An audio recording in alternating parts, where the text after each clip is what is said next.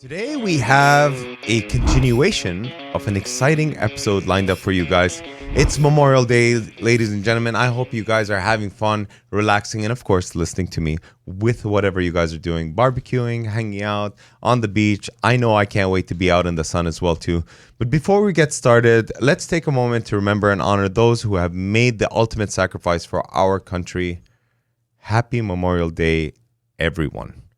I'm joined today by Mr. Patrick McNamara and my old and dear friend, former boss, Dario Savaji. We're not going to tell that story. No. But anyways, we've been talking about Orlando, vacation rentals, and what I like to do on my show is really kind of give a well-rounded perspective, especially when it comes to investment. I'm really passionate about short-term vacation rentals because I think it offers a very fun segment of investing in real estate. Sure, you can do the long-term, you can do the commercial thing, you can own a hotel, you can own a strip plaza, but there's something to be said about the lifestyle asset, about utilizing a property that you can purchase for yourself, your family, and take advantage of amazing weekends like this where, you know, instead of shacking up in a little tiny room with a lot of amenities, with minimal amenities in some of the hotels that you have, you could definitely take advantage of a lot of the vacation rental communities out there. Before the break, Patrick was talking about Windsor Island and the new resort Windsor Cape by Pulte Homes and some of the many amenities that they have to offer. But before we start, I just have to ask both of you guys this question. Orlando undoubtedly is a tourist hotspot. We're the number one visited destination during this Memorial Day weekend 2023, attracting millions and millions of visitors each year that are coming to our city beautiful. Patrick, Dario, shed some light on why you think Orlando in particular is an attractive market for investors to invest in short-term vacation rentals. Well, from a Canadian perspective, because I'm Canadian, a lot of people ask me, you know, how can they invest in this market because it intrigues them. I mean, weather is everything, right? But Orlando just offers so much for families to come here and you further their experience. They just love it. So everybody is very interested in investing here as their vacation home or a second home. I think it's important to also start to analyze your local market when you're considering other markets. And, you know, Patrick, I know you touched on a number of things, and I know you have a lot of insight, especially in terms of the kind of people that visit, purchase in your communities. We were rambling off a couple of different statistics before in the break as well, too. From your perspective on the development side, why are you finding people investing in Orlando more so than, I don't know, maybe Miami or Tampa or some of the other destinations here? For one, as you mentioned, Orlando is just the climate, right? We have one of the best climates in the world. We sit smack dab in the center of the state, right? You can go east or west and hit a beach in about an hour and a half, right? Or And less. yet you're not on the beach, so you don't have to deal with some of the downsides that come along with the beach. And we're still incredibly affordable. Correct. I mean, if you go to Miami, you'll have the price almost triple for the same exact size. Mm-hmm. So the affordability factor and the demand are the perfect combination that make it a prime investment.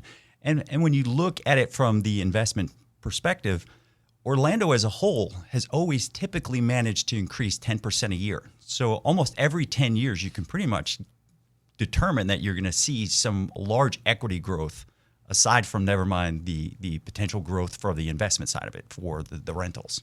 Yeah, well said. I mean, as a Canadian, to try and invest in Miami, it's too far out there. We just can't afford it. The exchange rate obviously is 35% to buy U.S. dollars. So give a triple valued market like Miami, it's impossible. I mean, for normal, you know, middle class people to come here and buy a property, and Orlando is perfect. And Orlando caters to the international clientele, right? So we have everything you could possibly want to do, whether it's going to a theme park or canoeing down one of our amazing streams or just going out to the beach. Everything and anything you could possibly want to do is just minutes away from Orlando. And it's funny because a lot of people look at the big numbers, 78 million visitors that came to visit Orlando in 2019. And I think attribute that statistic to all of these tourists that are coming simply to visit Disney Universal. And in fact, that's not true. Nope, A good majority of them are coming for sporting events, family retreats, and so on and so forth. You know, Dario, from an investor perspective, I know you have an extensive portfolio of student rentals, multifamily, and it keeps growing all the time. Correct. What made you leave your backyard and want to consider Orlando? I mean, other than the fact that you know me, of course, but Yeah, exactly. Well, originally we had bought in West Palm Beach in the 2008 crash, and then there just wasn't enough to do there. It was too boring, and the kids were smaller, so we decided to look at Orlando because there's just so much to do here. We had come here for a soccer tournament, and we were like, wow, we really need to figure this out. And then once you realize that there's a model of short-term vacation rentals, you can use that to help your investment to get money in when you just can't afford it. And it works really, really well if you manage it properly. So I actually want to just provide a recap before I get into, I think, what's going to be the most exciting part of this segment. So I think research is key before you enter any market. I think it's really important to team up with the right experts that are going to be able to hold your hand and guide you through the process to ensure that you're not stumbling over any pitfalls. You need to analyze that local market. You need to understand the demand. You need to understand the seasonality. And most importantly, evaluate the potential return on investment. You need to consider factors like location. We talked about amenities in your incredible amenities over at the Pulte subdivisions that I've sold and about to sell in the new one, which is Windsor Island and Windsor Cay. The proximity to popular attractions. Both of your attractions are how far away from Disney? About 8 miles. Yeah, 8 miles. Location. 15 Number minutes, 12 one minutes, rule. something like that. About a 15-minute drive. Yep. And more importantly, which is the key part to where I want to segment here or segue here, is to provide a memorable guest experience by offering quality amenities, responsive communication, and ensuring that the property is well maintained. But unfortunately, we both know, one from an investor perspective and one from a developer perspective, offering bedrooms is just not enough. In your communities, what are the range of bedrooms in your single family homes? Well, they range from 5 to 10. So we have 5-bedroom townhomes that are pretty large. They're almost 2,300 square feet. They have their own private pool, 4.5 bathrooms. And then we have single family homes that range from 5 up to 10 bedrooms and 8 bathrooms. Sounds excessive and large, but you'd be surprised to see that the 8 and the 10s are the top sellers because people realize if you're managing a business, the more bedrooms is the more opportunity for more people to stay there. So that means more money. Yeah, the adage is the greater the number of beds equals the greater the number of heads, and of course, more money in your pocket. But to back up a little bit on kind of what you said, to be successful, you go from macro to micro. So it starts with making sure you're partnering with the right developer who's going to build out an amenity center as well as a community that visually is pleasing, right? It creates the vacation environment before they even get to your house. Correct. Right? They go through the gates, they go to drive by the amenity center, they see that the landscaping is manicured and maintained. Visually, it's pleasing and it sets the mood, right? The other side of that is to make sure that they've partnered with somebody who's going to make it stay that way for the next 10, 20, 30 years, right? And we're not only talking about property management here. We're actually talking about interior decoration. We're talking about guest experience. We're talking about that concierge level service that makes your stay memorable. Exactly. So that's my next question to you guys. Both from an investor perspective, because I've seen what you've done to your homes, and from your perspective, when you're guiding people through the process, what are you telling them in today's market that's going to make their home stand out? Well, from our perspective, the experience is everything. The fact that you just have a 6-bedroom home and everything's landscaped and it's a nice area is just not enough. You have to start bringing experience into the home for the downtime when they're not at the parks, and that is the next level. And it goes beyond just putting an arcade in. You have to go further than that. A lot of people are just putting up a mural of Mickey Mouse on the wall. That's not enough.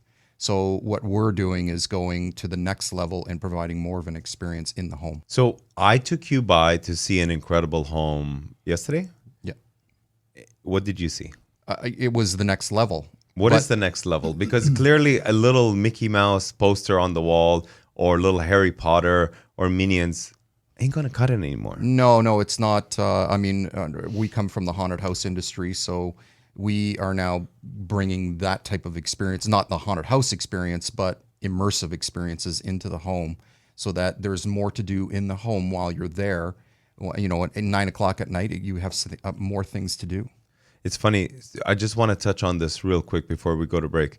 The home that I took you to, Patrick, well, they had a 64 retired Puma helicopter chopped into 3 pieces. Wow. And installed throughout the home. It was almost like Finding Waldo. There was a blade hanging up the staircase with all these amazing Air Force memorabilia pictures. There was a astronaut room. The front part of the helicopter was converted into bunk beds. Another room had the balloon where you could see the landscape all over the floor painted. The dining room table fit probably like 15 or 16 people, 16 people or something. Large, yeah. And it was the wing, an exposed wing of an airplane. The garage had this interactive flight simulator where you could literally walk in through the back end of the helicopter and sit in what would be, I guess, the helicopter pilot seat and like play this flight simulator game.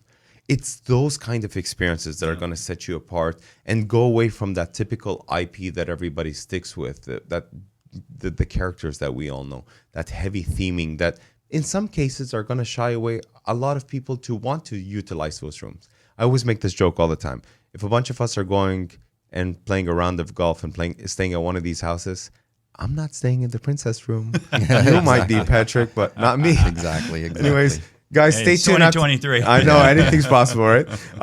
Stay tuned after the break. We have a lot more to unpack here. I really want to delve into finding out what's going to make your home stand out in the crowd and what it's going to take for you to maximize the most amount of dollars your short-term rental is going to generate for you. Stay tuned after the break. It's your host, Dawood Bedrosian, and you're listening to Real Sense Now.